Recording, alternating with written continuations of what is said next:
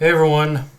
Okay, so first thing we got to talk about with this chapter are the last couple pages where Shiki asks the chronophage why it's doing what it's doing, and the response it gives is that it came from the future to devour time and to devour worlds. So in essence, kind of what Ziggy had originally planned to do, and I'm not gonna lie.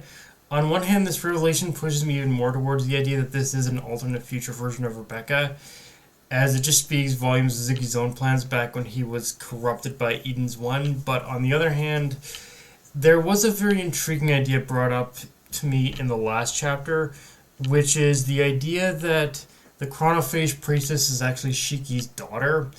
And I'm not gonna lie, when first thinking about this, I wasn't really a fan of the idea, and truth be told, I'm still not. As if this is Shiki's daughter, then it feels like introducing another child of Shiki and Rebecca into the mix could be a little bit of a shoehorn into the plot. But on the other hand, I can't deny there would be a lot of narrative irony to the possibility of it if it turned out to be true, in the sense where you have the possibility.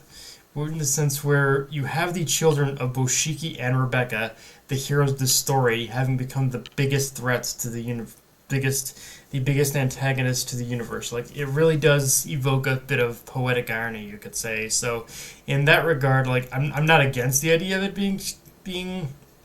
In that regard, I'm not against the idea if it turns out to be Shiki and Rebecca's daughter, but at the same time, I'm not gonna lie. I am still leaning more towards.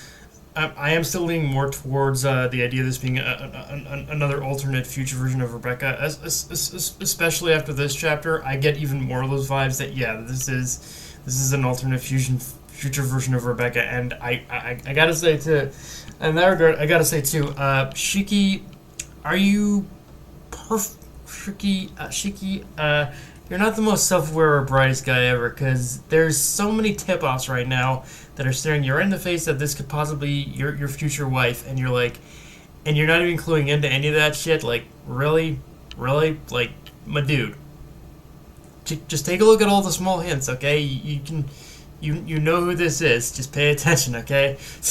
But again, it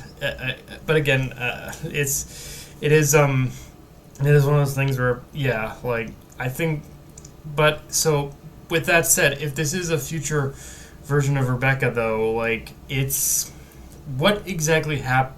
This just raises the question even more of what happened to her. Like, what caused her to turn into this monster, into the chronophage kind of thing? Like, did her powers just go completely out of control, or, like, I kind of need a backstory. I kind of need, like, just a small bit of information to show, like, okay, what exactly happened to this version of Rebecca in order for her to transform into this monster? That's still kind of the prevailing question I have. And yeah, while the fight itself is going on, we also have the chronophage, like, arriving on the scene, creating miniature versions of itself, and attacking the Eden Zero allies. But one particular moment that caught my eye during this section is when we see, I guess you could call, the essence of the chronophage being drawn towards Mother, and maybe I'm completely reading the room wrong, but it feels like the chronophage is, like, splitting itself too thin to the point where its mini versions could actually be used against it. Like, if the chronophage is actively targeting Rebecca right now, then she is the perfect bait in order to lure the chronophage to Mother, assuming Shiki's plan even works, because that's the other thing wrinkle with this chapter, which is just based off the exchange between Shiki and the priestess. I'm starting to wonder if this plan can work at all, or if it's set up to fail. Like, something about the whole setup as it exists right now just doesn't feel right, in the sense where it feels like we still don't have all the information. We don't have the full picture.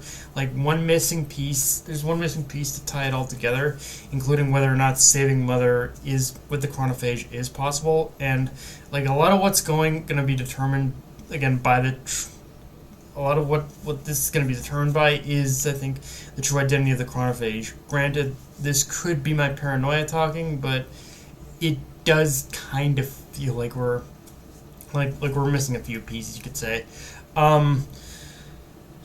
With that said, the chapter ends on a fairly brutal note, with the priestess slamming her foot down, crushing Shiki's head, which Yeah, let's get this out of the way. First, it's definitely the most bloody way to have a step on me mommy moment, but joke aside, I don't think Shiki's dead, but I do think this is Mashima's way of taking Shiki out of the action for a bit and kind of drawing focus more towards Rebecca now, considering that, again, that seems to be the target of the chronophage.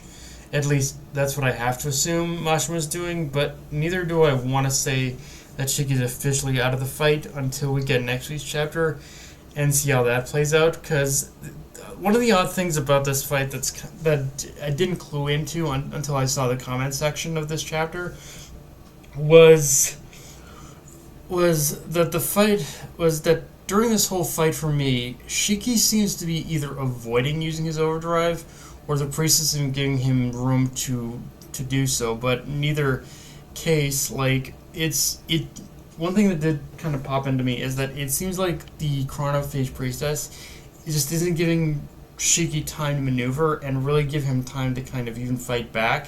So it's like I wonder if it's really one of those things where Shiki isn't actively using his overdrive, or if he's just not being given time to activate it. That's kind of one of the two things that didn't occur to me, but it is one of the things that did kind of pop out to me as well after reading this chapter multiple times. And yeah, outside of that, but in either case, he has to find a way to maneuver around her, and so he can give him time to activate his overdrive. Because overdrive at this point, I think, is the only thing that can actually defeat her. And I think the chronophage knows that. Otherwise, it wouldn't be pushing him so hard against the wall. And yeah, outside of that, not really much more to talk about other than say I hope this chapter is another one of those cases of missing pages, because of a chapter missing pages. Because once again, this chapter felt a little short, but it still felt complete more or less. But yeah, guys, that's what I got for this review. If you enjoyed the video, like, comment, subscribe from on Twitter, and it's Crunchyroll. Be sure to notification bell, subscribe button, and just share the video around, guys. Dark Knight, signing off. Later, everyone.